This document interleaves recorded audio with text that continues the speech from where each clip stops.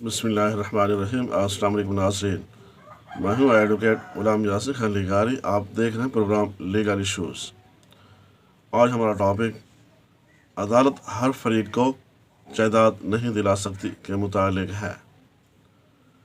फरीकैन के दरमियान मुआहदा होता है और दोनों फरीकैन शराइत के मुताबिक इकरारनामा मुआहदा बैद तहरीर कराते हैं और मुश्तरी फरीक के पास गवाहान नहीं होते तो उस पर मालिक फरीक अपनी तरफ से गवाहान का इंदराज कराता है।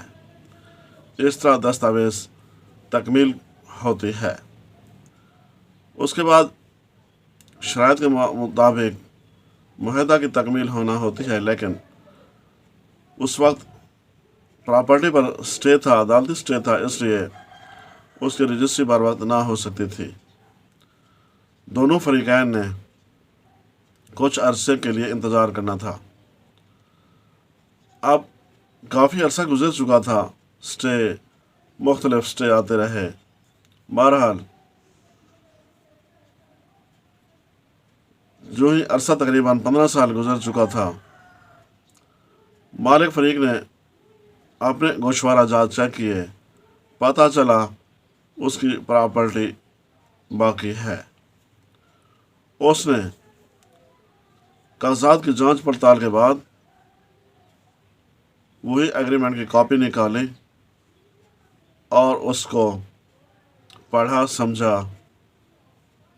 और मुश्तरी फरीक के पास चला गया कि आपने जो जायदाद ख़रीद की थी अब वो मुझे वापस कर दें, क्योंकि आपने इतने अरसे तक रजिस्ट्री इंतकाल नहीं कराया।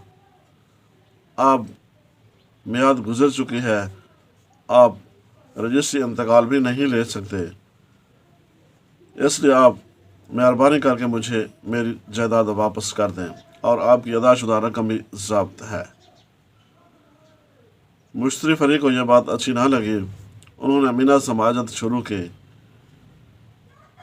मालिक प्रॉपर्टी की भी मिन्नत की और दोस्तों से भी कहलवाया, लेकिन उसने एक भी ना मानी और मामला अदालत तक जा पहुंचा। जब मालिक फरीक ने अपनी तरफ से दावा दायर किया कि मैंने ये प्रॉपर्टी किराएदारी पर दी थी, अब मुझे ये वापस दिलाई जाए,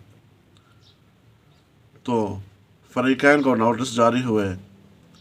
दोनों फरीकैन ने पैरवी की और काफ़ी अरसा तक मामला चलता रहा। बिल आखिर मालिक फरीक का दावा खारिज हुआ, क्योंकि मुश्तरी फरीक के पास वो एग्रीमेंट मौजूद था, असल दस्तावेज़ मौजूद थे जिस पर मालिक फरीक ने जायदाद फ़रोख्त कर रखी थी और मुआहदा कर रखा था। उसके बाद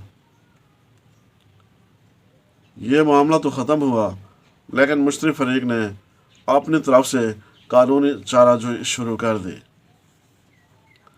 कि मैंने फ़लाँ डेट को ये प्रॉपर्टी ख़रीद की थी और इसके एवज़ बयाना की रकम भी अदा की थी और ये दस्तावेज़ मेरे पास बतौर सबूत मौजूद है।